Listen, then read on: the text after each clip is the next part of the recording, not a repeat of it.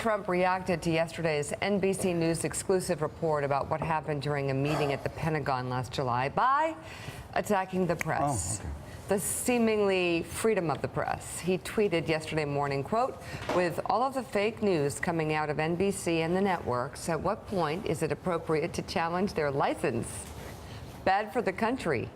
And again last night, network news has become so partisan, distorted, and fake that licenses must be challenged and, if appropriate, revoked. Not fair to public. To be clear, the networks themselves do not hold federal licenses. Their individual television stations do. The president said more in a rally-style interview with Fox News held in Harrisburg, Pennsylvania, and also earlier in the day in the Oval Office. If I was just watching television, you don't know whether or not, because, you're just watching a report. But when you're the one being written about, you know if it's good or bad, and it's always, they try and make it negative. So the media has turned, I call it fake media. It's fake. It's so much fake news. And we have to agree with that, fake news? It's frankly disgusting the way the press is able to write whatever they want to write. And people should look into it. Do you think there should be limits on what the press should write? No, the press should speak more honestly. I mean, I've seen tremendously dishonest press. It's not even a question of distortion, like the question that was just asked before about 10 times the nuclear capability. I know the capability that we have, believe me, and it is awesome. It is massive. And so when they make up stories like that, that's just made up. And the generals will tell you that. And then they have their sources that don't exist. In my opinion, they don't exist. They make up the sources. There are no sources. The NBC report does source three unidentified officials who were in the room at the Pentagon when the president reportedly made his comments. And now at least one member of the president's party is taking exception with Trump's rhetoric against the press. Republican Senator Ben Sasse of Nebraska put out this statement last night, quote, "Mr. President, words spoken by the President of the United States matter.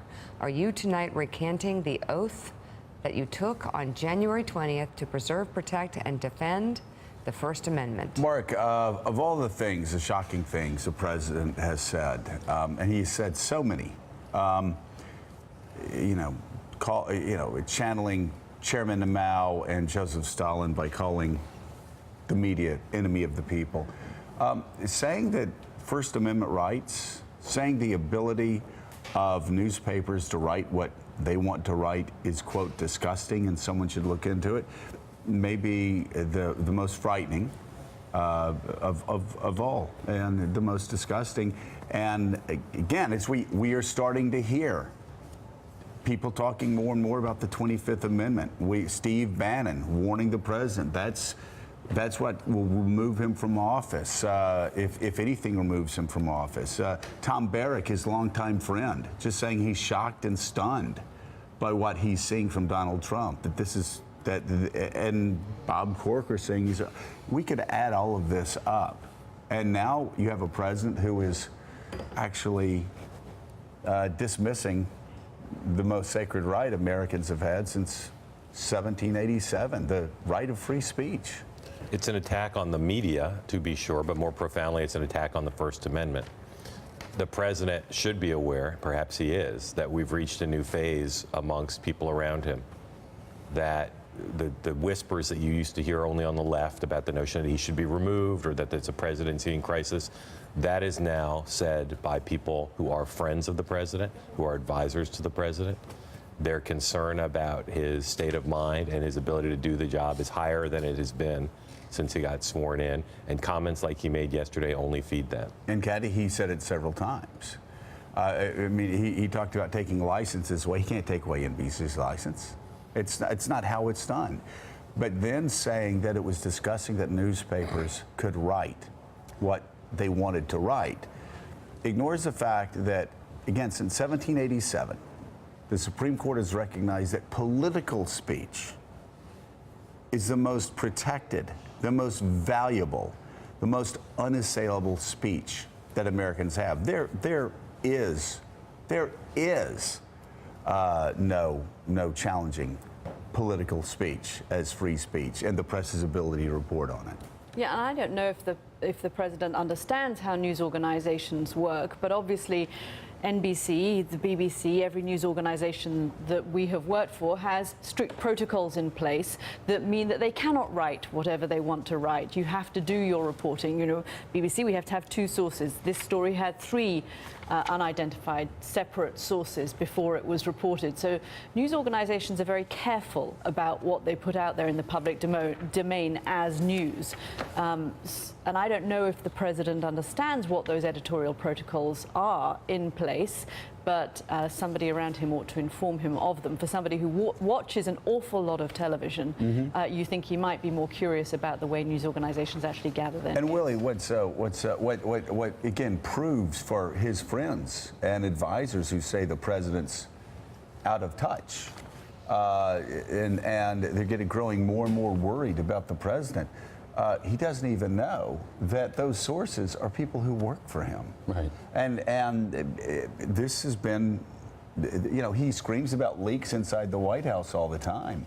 Well, they're the sources. They're the people talking. And he looks completely clueless when he goes out and says things like that. This has been happening almost since the beginning of his administration. This kind of reporting that comes from inside the room. You had 3 people inside this meeting that allegedly led to Rex Tillerson calling the President of the United States a moron.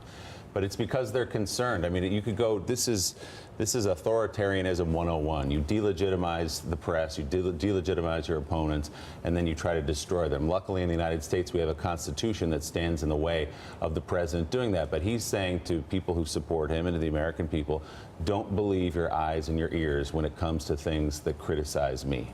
Don't believe what you're saying. Fake news, fake news, fake news. There's no license to be revoked. There's nothing he's going to do or can do, thank goodness, because we have such a strong system. But you can go to a history textbook 101. Any authoritarian in history has done this early and often, delegitimize the press and then try to destroy it. It's to be dealt with. And I mean, yesterday- anyone in there, if they think they don't have a responsibility at this point to deal with Yeah. what is clearly an unraveling, at the very least, The great of unraveling. this man's personality. And Mike, these are words that you would expect from Turkey, out of Turkey. These are words that you would expect out of Russia. These are words you would expect out of the Philippines, where you said the President of the United States actually, all day yesterday, not self-correcting himself, because it's impossible for anyone to correct him, and he certainly can't correct himself, continuing to say that he wants to trample First Amendment rights. To Mark's point, there seems to me, in conversations with a few people in the White House over the past, there seems to have been a change in attitude over the past 3 or 4 weeks, where now you have people working in the White House talking about the president's emotional stability on a day-to-day basis. And what he's doing, he seems intent on further dividing a country that is already pretty well divided. And he has injected a fever within certain elements of this country, his followers, I don't know what it is, 25, 35%, we don't know, but a fever in them about the press. And it's taken hold. It's taken hold. And while he's done this, you have other disruptive elements going on in the White House. He has chosen to try and destroy health care. He has chosen to try and destroy environmental regulations. He has chosen to try and destroy the Iran Accord, TPP, NAFTA.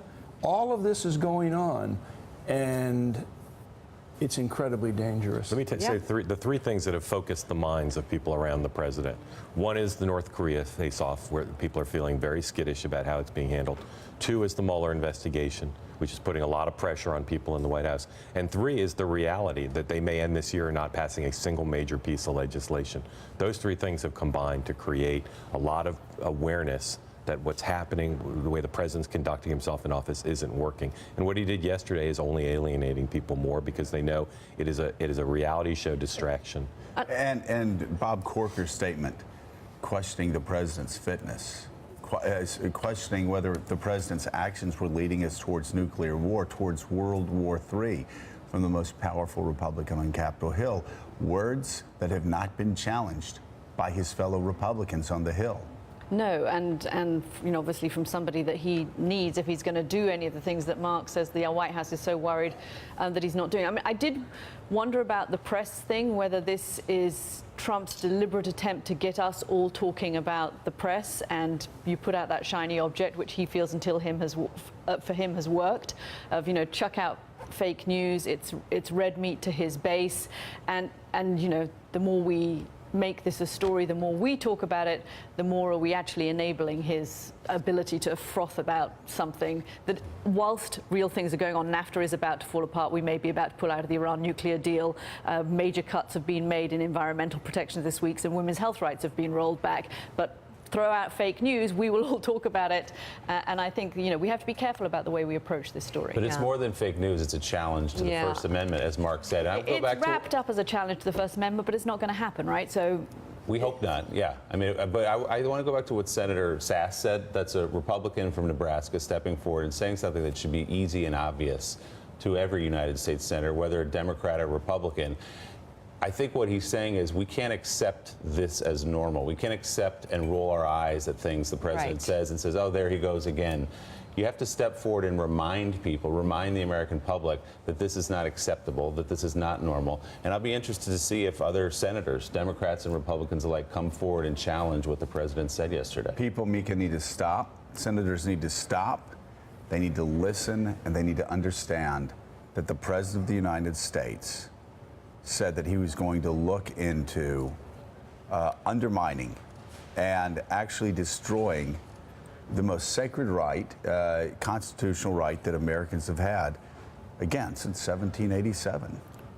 And the fact that he's talking that way, in a way no other president has ever spoken in American history, showing complete ignorance of the Constitution, the law, 240 years of precedent, shows, again, that he's disconnected. Not fit. And I think we're at the point where the conversation has easily changed. not fit. I know, but I think the conversation has changed where there are people beginning to